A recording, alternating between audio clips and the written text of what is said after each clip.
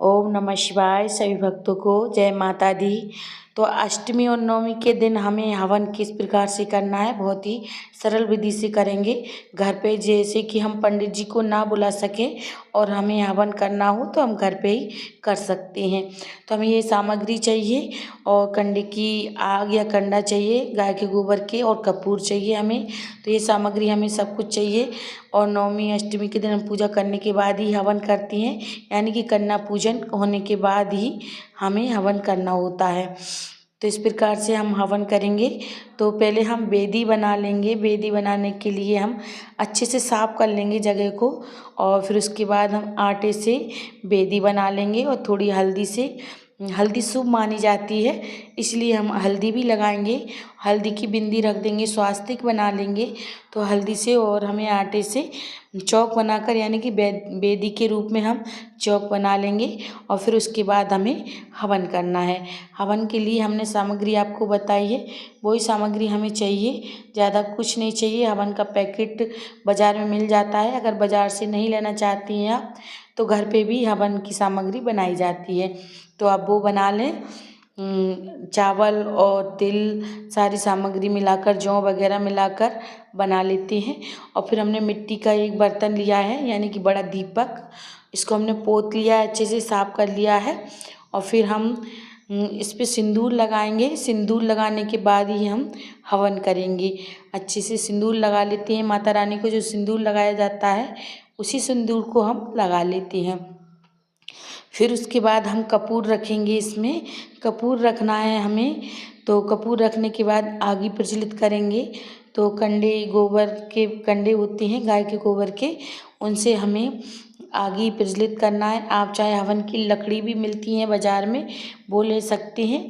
नहीं तो आप कंडे रहते हैं, उनसे भी, उनके ऊपर भी हवन कर सकते हैं। तो इस प्रकार से रख लेंगे। आग अच्छे से हो जाएगी, उसके बाद ही हमें हवन करना है।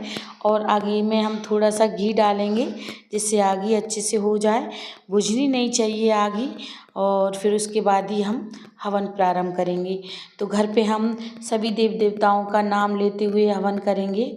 और 3 बार हम गणपति जी के नाम से, गौरी गणेश जी के नाम से 3 बार हम हवन छोड़ेंगे। उसके बाद ही हमें हवन चालू करना है। तो चलिए हम हवन करते हैं। तो देखिए, पहले दीपक प्रज्वलित कर लेते हैं। दीपक हमारी पूजा का साक्षी माना जाता है, इसलिए हमें दीपक जरूर से प्रज्वलित करना है। दीपक प्रज्वलित करके रख दिया है हमने।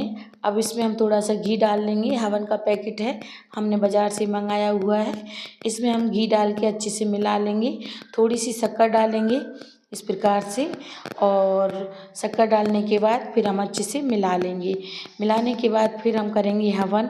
हवन किस प्रकार से करना है, तो माता रानी का, तो देखिए आप, इस प्रकार से मिलाने के बाद हमें हवन करना है। और अच्छे से घी और शक्कर, सारी सामग्री इसी में आती है हवन के पैकेट में। और अगर आपने पूड़ी हलवा बनाए तो उनका भी भोग लगाएं। हवन करते हैं उस दिन, नवे आठे के दिन, जिस दिन भी आपको करना है। तो 3 बार हम गणेश जी के नाम से आहुति छोड़ेंगे।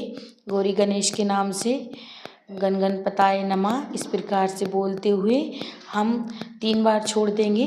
फिर उसके बाद 9 देवियों के नाम लेते हुए हम हवन छोड़ेंगे, यानी कि घी छोड़ेंगे। तो 9 देवियों को नाम लेने के बाद हम घी को छोड़ देंगे। इस प्रकार से हमें हवन करना है। माताओं के नाम लेते जाएंगे। लौंग, 2 लौंग लेना है हमें। लौंग में हमें थोड़ा सा घी डिप करके, लौंग घी के साथ हमें भोग लगाना है माता रानी को। और इसी प्रकार से हम इलायची भी घी में डिप करके और हम भोग लगा देंगे माता रानी को। इस प्रकार से हम माता का नाम लेते जाएंगे, 9 माताओं का नाम लेते जाएंगे और हम भोग लगाते जाएंगे। और बतासे पे थोड़ा सा हम घी डाल के और बतासे का भी भोग लगाएंगे माता रानी को। पान का भोग लगाना है। अगर आपने पहले दिन पान का भोग लगाया है तो आप उस दिन हवन करें, उस दिन ना लगाएं। अगर नहीं लगाया है तो आप फिर पान का भोग भी लगा दें। तो इसी में हम पान का भोग लगा देंगे। इस प्रकार से माता रानी को लौंग, इलायची, बतासे और पान का भोग लगाया जाता है माता रानी को नवमी के दिन, अष्टमी के दिन कभी भी लगा सकते हैं आप। तो पुष्प थोड़े पीछे लाई थी मैं, तो अब पुष्प भी रख देती हूँ वेदी के पास। पहले थे नहीं मेरे पास, मंगाए मैंने। तो इस प्रकार से हम पुष्प भी रख देंगे। आप पहले ही रख लें पुष्प, जब वेदी बनाए तभी आपको पुष्प रखना है। तो मैंने बाद में मंगाए थे तो बाद में रखी हूँ। तो इस प्रकार से हमें हवन करना है। इन 2 उंगलियों पे हमें हवन करना है। ये तीसरी यानी पहली उंगली को हमें टच नहीं करना है। तो इस प्रकार से हम छोड़ते जाएंगे। हे देवी माँ सर्वभूतेषु शक्तिरूपेण संस्थिता नमस्तस्यै नमस्तस्यै नमस्तस्यै नमो नमः। हे देवी माँ बुद्धिरूपेण संस्थिता नमस्तस्यै नमस्तस्यै नमस्तस्यै नमो नमः। इस प्रकार से आप मंत्र बोलते जाएं और माता रानी के नाम लेते जाएं और इस आहुति छोड़ते जाएं। तो हमें स्वाहा ज़रूर से बोलना है जब भी हम देव देवता का नाम लें, और स्वाहा हमें ज़रूर से बोलना है। अगर आपको नाम नहीं आते हैं, माता रानी के मंत्र नहीं बोल पाते हैं, तो आप स्वाहा करते हुए हवन करें। तो स्वाहा करने से ही हमारा हवन हो जाता है।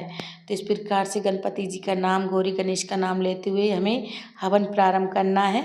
और 11, 21, 108 बार आप जितनी बार हवन करना चाहते हैं और कर दें। तो इस प्रकार से हमें इकट्ठा करके डालना नहीं है एक साथ, ये गलत माना जाता है। हमें इसी प्रकार से डालना है जब भी माता रानी भोग ग्रहण करती हैं। और फिर हम जो भी हमने हलवा पूड़ी बनाए हैं तो उनका भोग लगा देंगे हम माता रानी को। तो हलवा पूड़ी बनाए जाते हैं, जो भी खीर वगैरह जो कुछ भी, चना चढ़ते हैं किसी किसी के यहाँ चने। तो जो भी सामग्री आपने पूजा के लिए बनाई है तो आप उसका भोग लगाते जाएं। और नारियल ज़रूर से हमें हवन में रखना है। जो नारियल, गोला नारियल आते हैं बाज़ार में आसानी से मिल जाती है, तो इनको हमें एक नारियल ज़रूर से चाहिए और हवन में हमें ज़रूर से माता रानी को समर्पित करना चाहिए। तो किया जाता है तो आप हमारा हवन पूर्ण हो जाता है और उसके बाद हम अर्घ्य दे देंगे। इस प्रकार से अर्घ्य देना ना भूलें। हाथ जोड़कर क्षमा याचना मांगें माता रानी से। 9 देवियों से जो भी गलती हुई उसके लिए हम क्षमा याचना मांग लेंगे। और अगर आपको वीडियो अच्छा लगा हो तो वीडियो को लाइक करें, चैनल को सब्सक्राइब करना ना भूलें। कमेंट में जय माता दी ज़रूर से लिखें। तो इस प्रकार से हमने हवन किया, संपूर्ण हवन हो गया है हमारा ये।